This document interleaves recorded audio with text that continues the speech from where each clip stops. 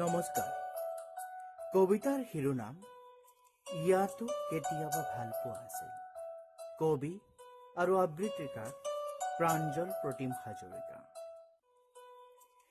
ইয়াতো কেতিয়াবা ভাল পোৱা আছিল, ৰঙা মদাৰ ফুলিছিল হৃদয়ৰ দুয়ো কাষে।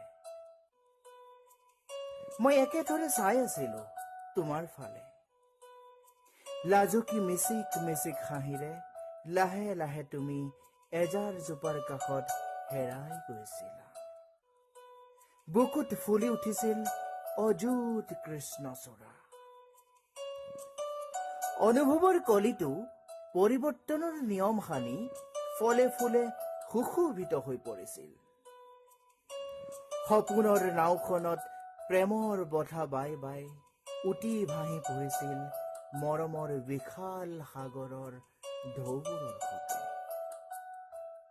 ধুমুহা আহিল, নাওখন বুৰিল, সপোনবোৰ ভাগিল। মই এতিয়া প্ৰেমৰ সাগৰত কক বকাই আছো তল সৰা শেৱালিৰ সুবাস বিচাৰি। নমস্কাৰ।